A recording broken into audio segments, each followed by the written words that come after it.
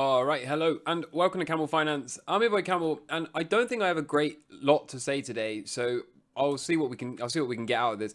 A couple of things I wanted to point out, right? Last week, we know that Fitch downgraded the US long-term credit rating and markets tanked. Then JP Morgan said they no longer expect a recession and markets tanked further. Today, Moody's downgraded regional banks' credit rating as the market tanked. So we've now got Moody's competing for headlines with Fitch. So the question is, are the markets worried about a credit event? And if you've been on this channel before, you will have seen the melt up chart. So here it is with my yellow arbitrary squiggle. I kind of suggested we would have this blow off top move to all-time highs and then a big deflationary bust. You will have also seen me draw my inflation deflation pendulum a bunch of times, where we've got inflation on this side and deflation on the other. And I say the pendulum swings to the middle, Goldilocks zone, everything looks okay. Market can rally before it continues to swing to outright deflation. And that was kind of the whole thesis behind this boom and bust that I thought we would see. Since then, we have had to move the goalpost. The top did not come quite as quick as I thought it would. And we're now in the timing window for a weekly cycle decline. So we're probably going to see one of those. And of course, this whole point and the whole purpose, the whole function of a weekly cycle decline is to flush the sentiment. So it seems to me like, let's get rid of this mess. It seems to me like we're seeing the sentiment flushed right where you'd expect it for that weekly cycle decline. And then I think we do have a shot at making one more rally to new all-time highs. Before then, we will end up rolling over and having that deflationary bust that I was outlining in this yellow arrow right here. And as if that's not enough, we've also got this record 17.1 trillion in household debt. We've got 12 trillion in mortgages, 1.6 trillion in car loans, 1.6 trillion in student loans, 1 trillion in credit card debt. The total mortgage debt is now more than double the 2006 peak. Meanwhile, 36% of Americans have more credit card debt than savings, while student loan payments are set to resume for the first time since 2020. This is all while mortgage rates just hit 7.1% and credit card debt rates hit a record 25%. So we're fighting inflation with debt. This can't really end well. And this is, again, what I've been talking about. This is why I think we are going to have this big deflationary bust. And it's the same deal here in the UK. The UK has just issued a warning that for the next 5 years, we could be set for lost economic growth. Low-income households will be hit the hardest, with real disposable incomes in this group falling by around 17% over the 5 years to 2024. So this is really, really terrible. And it's kind of why I expect to see this big deflationary bust I've been talking about, not just because of that pendulum effect, but there's just so much stress on the financial system. We've got record amounts of debt. The only way to service the debt is to print it out of existence. So that's kind of why I see this unfolding. Of course, once we get to this weekly cycle low and reverse, we'll have 4 to 6 weeks in the worst case scenario. And if we can get through 4 to 6 weeks, then we'll just take it one day at a time, wait for a trend line breakdown, and that's what we'll use for our marker. This could well continue for many years to come. Maybe it will, maybe it won't. But like I keep showing you, the cracks are more than visible in the system. And the truth is, people can't afford to refinance on 7%. Banks don't want to lend anymore. Credit growth is non-existent. Credit is drying up, which should lead us into the left-hand side of that pendulum swing towards deflation. So is a big crash coming? I don't know. Frankly, I don't want to sit here and tell you it is, because nothing would surprise me, right? The primary thesis all along has been blow off top move to all-time highs, followed by big deflationary bust, as I'm sure you're well aware. I've also been calling for the same deal on Bitcoin. We're going to cover Bitcoin in depth a little bit later on. If I flick this onto log and reset this, you can kind of see, let's get rid of this, I don't know what this is doing here. You can kind of see that I've been calling for this the whole time, right? This big blow off top move that comes this year, and then I say that we're probably going to enter a 3-year secular bear market decline. That is, of course, to be determined. We'll do Bitcoin in just a bit. But for now, it kind of looks like we are getting closer to that crash than ever before. Remember, people were wrong the whole way through. People have been bearish and posting 2008 fractals, assuming that we were going to do something like this and something like this from these lows in June and October. And they've just been on the wrong side the entire time. But I do think the closer we get to all-time highs, the longer this bull market continues towards the end of the year, or perhaps Q1 of next year, then the more likely we are to actually see this crash. But I do think first we've got to trap a bunch of retail to force them in at the all-time highs. I also think we've got to have Congress banned, as I've been saying, and possibly some surprise rate cuts. But the stress on the financial system is clearly visible. This is bank credit, right? All commercial banks. Look at that, at the hard right edge. So things are getting rough. Things are getting rough. But can they just continue to print? Can they just continue to print and prop this thing up for many years? I guess so, right? I guess so. So as ever, all we can really do is take it one day at a time. But that is why technical analysis is king, because the chart is the truth, the price is the truth, and using the chart alone will let me know when this party is finally over, way before the majority of the market figures it out. And it will also let me know with 1,000-fold the accuracy that reading headlines and looking at these sort of macro charts could ever hope to achieve. Over in the world of Bitcoin, we've got this, right? Bitcoin could soar to 180k before the halving. So you might think I read this and think to myself, well, yeah, exactly. I told you so, right? But I have to be honest. I have to be honest. When they come out, when entities like Fundstrat or any of these big entities, when they come out for the mainstream and they say things like this, it makes me kind of nervous. It makes me kind of think that potentially one scenario could be that we're going to have some kind of bull trap up here and then we roll over. So I have to be open to everything. 180k, I don't know. That seems too high before the halving. That seems way too high for a left translated cycle. I think 100 to 130k would be the absolute max, as I've said a dozen times before. So this to me makes me a little nervous. This to me makes me feel like they're just hunting for exit liquidity at the moment. But of course, that remains to be seen. Almost $400 million of Bitcoin was withdrawn from exchanges yesterday, which was the third biggest outflow of the year. So whale outflows have occurred from Gemini and Bithumb, which is of course bullish. We also have Novogratz come out and say that it's not a question of if, but rather when the spot Bitcoin ETFs will be approved. He thinks roughly 4 to 6 months. To me, that would put us right around the time that we're coming up to the halving. Hopefully by then the price would have made its way somewhere up into this neighborhood. They can have the ETF, I don't know, here. We get a little pump and then they use it to distribute. Of course, that is to be determined as well. I found this right here and I wanted to share this and also share a bit of experience with you in terms of Elliott Wave. So let's first of all go through this and then I'm going to drop some experience or knowledge, whatever you want to call it, on Elliott Wave for you. Both counts suggest a new all-time high for Bitcoin before the halving. Do you notice a pattern here? Now, I'm just going to hop back here. When I was proposing this back in this neighborhood, it was by no means a consensus view.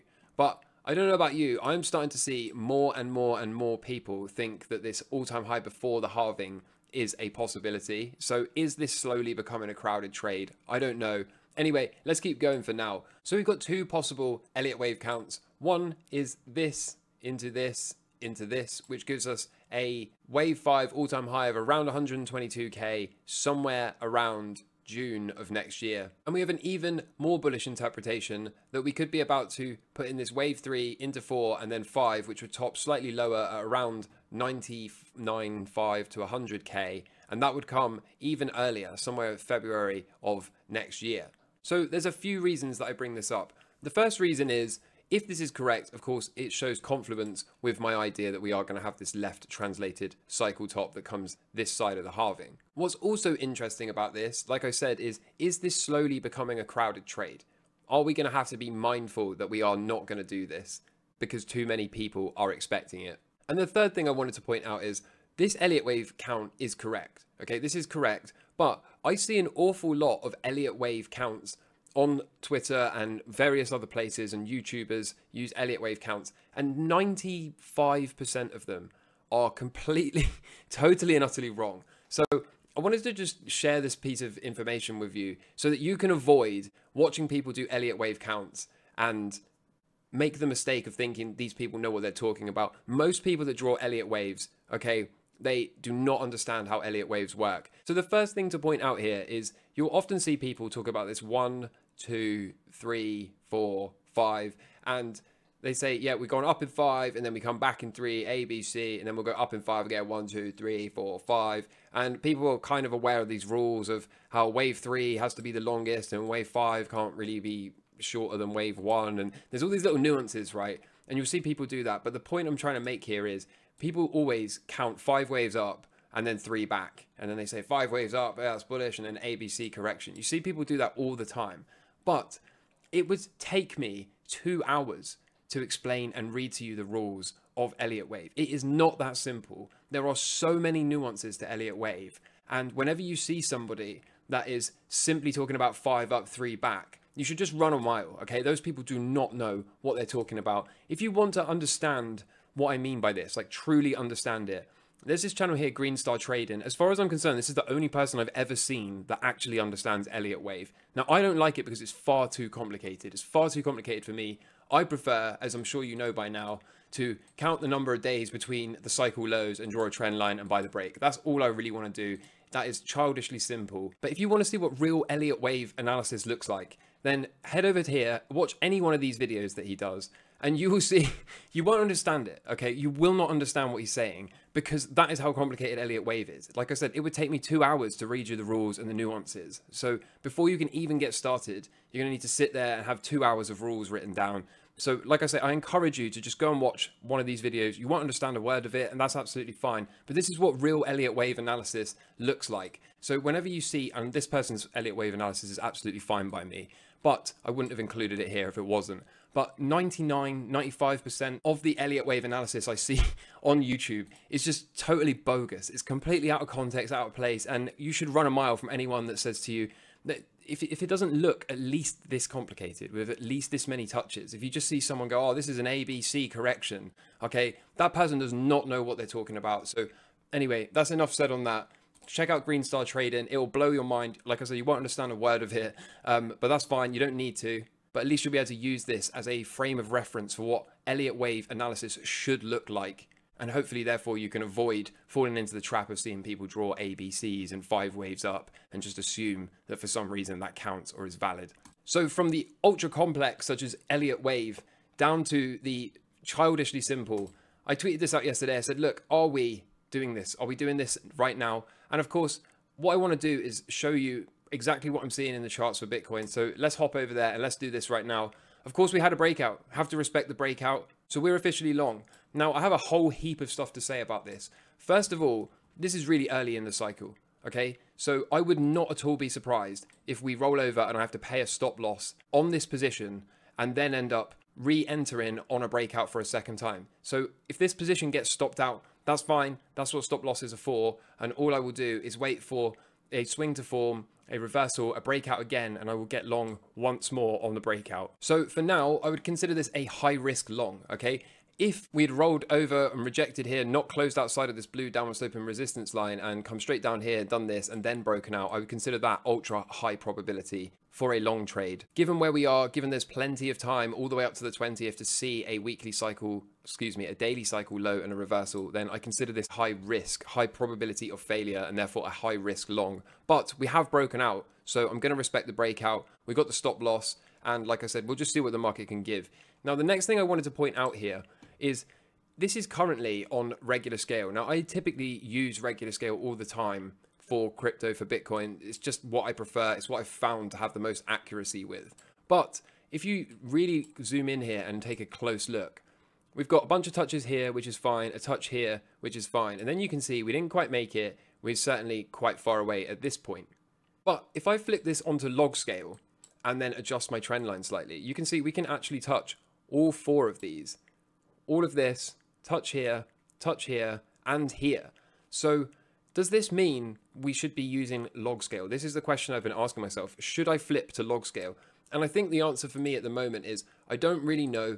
I'm going to change this to a dotted line, and that will remind me that that is for the log scale. And then I'm going to flip this back off of log and redraw my original trend line. So that dotted line looks a bit messy, but we know what it is, right? It's log scale trend line. And if it continues to respect that, then I guess what we're going to have to do, or at least what I'm going to have to do, is flip over to the log scale for a while. So this is something I have not done with Bitcoin in many, many years. But if this is going to give me higher precision, higher accuracy, then of course I want to be open to doing that. So for now, it remains dotted. But undeniably, it's being respected more on the log than it is on the linear. Also, undeniably, we have a breakout at the moment, still holding above the downward sloping blue resistance line. So like I said, high probability that it's going to roll over into a daily cycle low, but I want to respect the breakout. I want to give this the room to run to the upside, and therefore I am currently long on Bitcoin.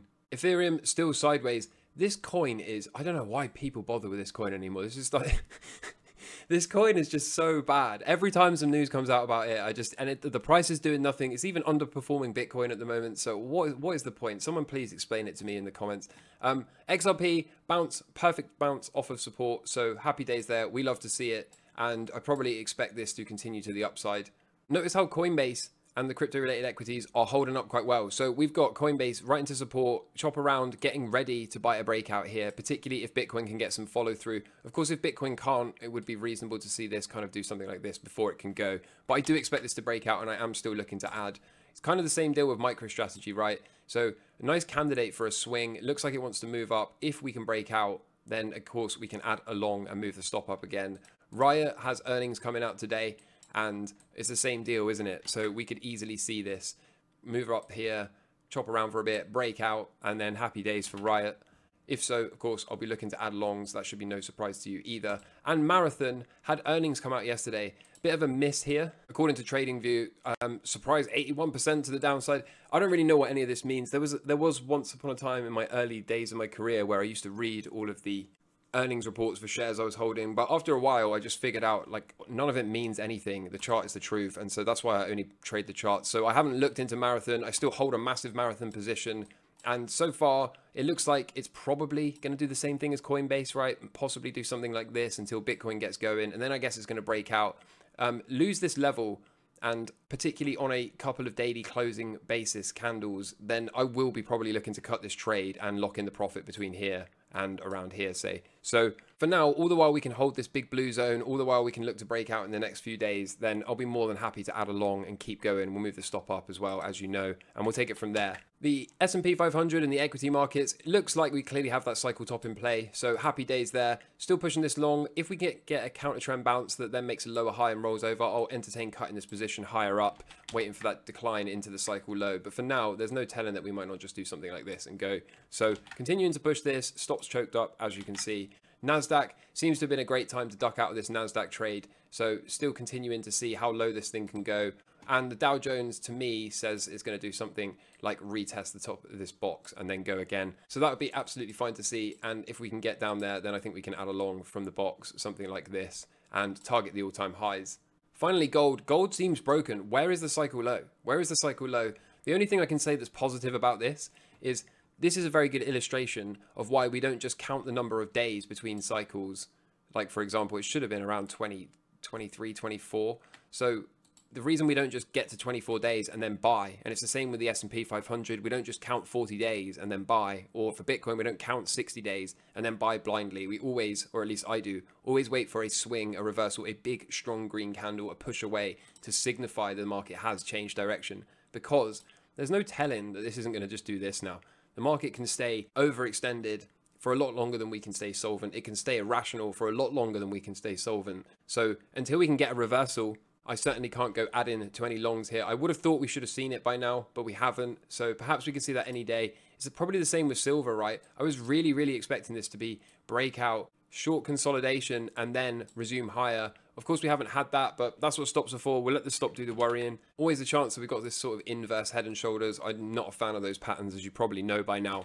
So that's pretty much it. I think today was mostly just waffle. I hope you found some value. I prefer to know what I want to say and then try to say it, but I really couldn't find a great deal to talk about today, so I've just kind of freestyled it. We got inflation prints still to see this week. We're probably going to see hot inflation prints, or hotter, I should say, because it's going to be really difficult. The Fed's now playing CPI on hard mode. It's going to be really difficult for them to get a very significant drop in CPI. That's probably a lot of the reason that the market is correcting, because it has to price in the higher CPI prints. But overall, as you can see, the plan is more or less unchanged. I'm just looking to hopefully get some follow through from Bitcoin. If not, then we'll have a second stab at it after we get stopped out. Waiting to see if the crypto related equities can break out, and then we can add for our final time, move the stops up and see what the market can give. And we're probably a week or two away from finding a bottom in the S&P and the NASDAQ and the Dow. Probably going to get a counter trend bounce. That would make sense. And then see a rollover and an undercut of the recent low. But I'm sure you're all well aware of this by now, since we do this every day. I'll be hunting down some stock setups when we get nearer the time. And of course, I'll be getting some high quality member only setups available for the members as well. So in the meantime, look after yourselves, preserve your capital. And in the meantime, take care from me. All the best. Cheers. Bye.